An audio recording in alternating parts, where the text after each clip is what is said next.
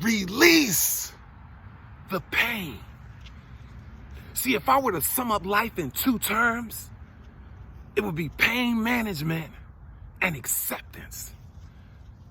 See, wherever there's unresolved internal pain in your life, unforgiveness, jealousy, regret, or etc., it's always connected to something that you refuse to accept. And here's 3 reasons why you gotta release all the pain.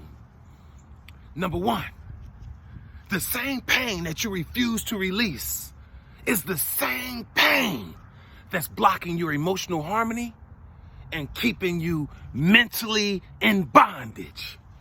Number 2, accepting the things that you can't change, it actually gives you power to change your perception of those things. And number 3, see, you got to develop a gangsta mindset, a mind bold enough to believe that life is perfect, but it's our imperfect nature as human beings that make it difficult for us to accept.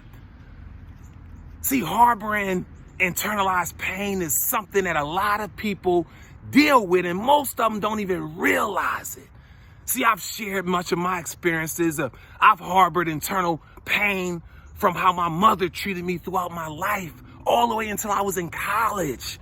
It had gotten to the point where I had blocked it out almost as if I didn't have a mother, because I had internalized it and thought it was in a safe place. But listen, here's the hard truth.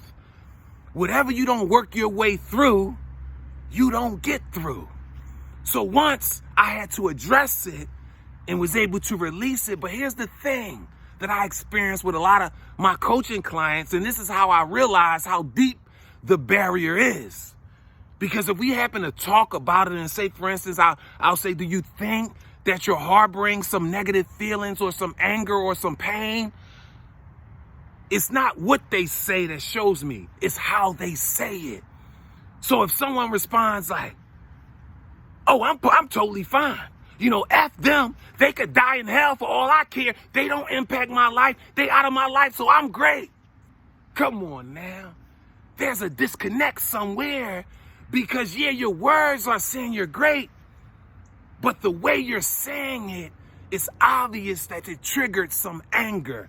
So there is some unresolved anger that you have to release. See, the tricky thing about releasing that unresolved anger is this.